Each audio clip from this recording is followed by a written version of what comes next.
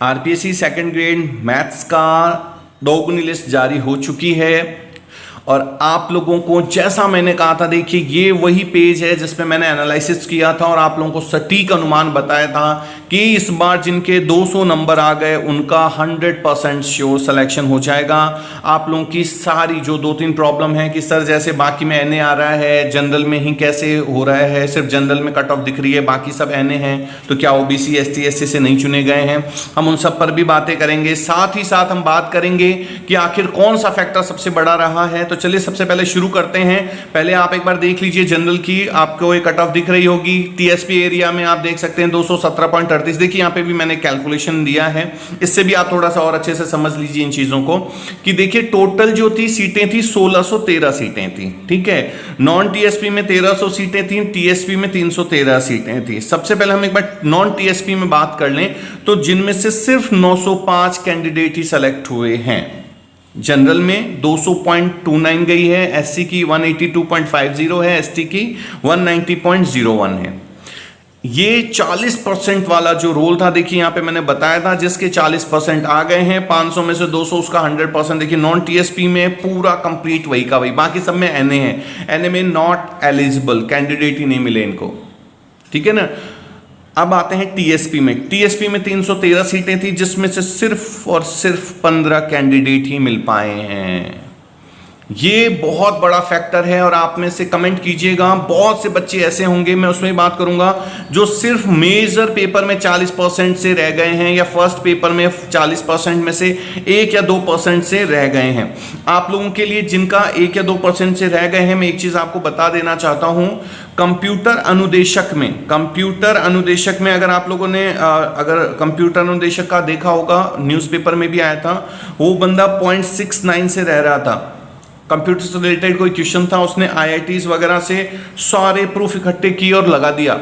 आज वो कंप्यूटर अनुदेशक में सेलेक्टेड है। वहां पर भी 40% के रूल के तहत उसका सिलेक्शन नहीं हो पा रहा था। तो अगर आप में से कोई रह रहा है तो ऐसे क्वेश्चंस आप लोग देखिए, क्योंकि देखिए आरपीएससी में आपको पता है सेकंड ग्रेड में क्या चीजें हुई हैं। क्वेश्चंस का लेवल देख लीजिए, आप लोगों को जिन क्वेश्चन में लग रहा है कि इनमें सही में आपत्ति लग सकती है या कोई प्रॉब्लम हो सकती है, तो आप लोग उन क्वेश्चंस पे अच्छे से काम कीजिए। मैं सही बता रहा हूं, 1-2% का अगर कोई प्रॉब्लम है तो वो क्लियर हो सकता है। समझ रहे हैं आप मेरी बात? अब हम आते हैं वापस से, देखिए इसमें तो जनरल में तो देखिए 217.38 गई है, एससी की 260.21, एसटी में नॉट एलिजिबल। अब एक जो बहुत बड़ा इशू आ रहा है, जैसे आप अगर देखेंगे कि जैसे अपने जनरल कैटेगरी में 200.29 दिखा रहा है, ओबीसी एमबीसी इनका नहीं दिखा रहा है। हुआ क्या है इसमें कि जो 40% जो स्टूडेंट्स हैं, जो ओबीसी एमबीसी वाले हैं, वो जनरल के नहीं मिल पाए हैं, तो उसी कैटेगरी में उनको भी दिखा दिया गया है। समझ रहे हैं आप मेरी बात? तो 40% के तहत वो भी उसी में आ रहे हैं। और सबसे बड़ी चीज ये है कि ये जो 40% का रूल था, देखिए हम पहले ही कह चुके थे कि सीटें खाली रहेंगी और जिनके 200 नंबर आएंगे वो अपना सिलेक्शन करवा लेंगे। अब आगे इसमें जो सबसे बड़ी जो गड़बड़ हुई आरपीएससी से, वो क्या हुई, जो मुझे लगता है, देखिए कि आरपीएससी ने जो पेपर का लेवल बनाया था, पेपर का जो लेवल था, आप क्या पेपर का लेवल बना रहे हो? आप सेकंड ग्रेड टीचर ढूंढने जा रहे हैं और आपका पेपर का लेवल ऐसा था। अब आप सोचिए इनको टीचर्स ही नहीं मिल रहे, तो ऐसा पेपर लेवल बनाने से क्या मीन्स है? कम से कम आप उस लेवल का तो बनाइए कि जिसमें, अच्छा इसमें करना क्या है, उनको 10th तक ही तो पढ़ाना है। तो अगर 10th स्टैंडर्ड तक का है तो आप उसका लेवल अच्छे से बना लीजिए, कोई इश्यू नहीं है। क्योंकि ये जो चीजें हुई हैं, सीटें इतनी खाली रही हैं, इतने कैंडिडेट इतने सालों से पढ़ाई कर रहे हैं, ठीक है 40% के रूल से ये हुआ है कि पहले कोई भी कैटेगरी से आके आ जाता था, वो ठीक है, थोड़ा सा नंबर्स कम भी होते थे तो सिलेक्शन हो जाता था। लेकिन लेवल इतना ऊपर आप कर देंगे तो फिर टीचर्स कैसे मिलेंगे आपको?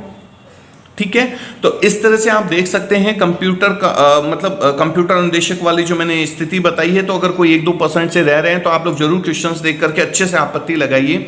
दूसरा, सभी सेकंड ग्रेड में सभी सब्जेक्ट्स की मैंने कट ऑफ बताई थी और आप देखिए फर्स्ट ग्रेड में भी जो मैंने बताया था बिल्कुल सटीक अनुमान लगा था। 1 या 2 पेपर में थोड़ा ऊपर नीचे हुआ था, बाकी सब में बिल्कुल सटीक रहा था। सेकंड ग्रेड में भी देखिए बिल्कुल सटीक रहा था।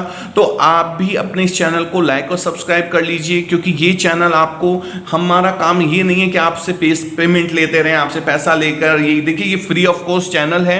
मेरे पास इतना भी टाइम नहीं है कि मैं आपको शुरू से 6-6 महीने पहले से शुरू करवा दूं, लेकिन हाँ, एग्जाम से 10 दिन पहले आपको जो जितने इंपॉर्टेंट क्वेश्चंस होंगे, लास्ट ईयर के पेपर्स होंगे, वो हमेशा मैं सॉल्व करवाता हूं। पीछे जाके आप देखिए। तो अगर आपको लगता है कि हमारे चैनल को बड़ा होना चाहिए, ऐसे चैनल्स जो आपको सही में सटीक और बिल्कुल परफेक्ट चीजें बताते हों, तो आप इस चैनल को जरूर लाइक और सब्सक्राइब कीजिए, ज्यादा से ज्यादा लोगों तक शेयर कीजिए, ताकि हमारा चैनल बड़ा हो। क्योंकि देखिए, चैनल जितना बड़ा होगा, मैं उतनी ज्यादा टाइम और स्पेंड कर सकता हूं आप लोगों के साथ, आप लोगों की उतनी ज्यादा चीजें ला सकता हूं। चलिए, आप सभी को आने वाले एग्जाम्स के लिए, आने वाली तैयारियों के लिए बहुत बहुत शुभकामनाओं के साथ हम फिर नए वीडियोस में मिलते रहेंगे। तब तक के लिए थैंक यू सो मच।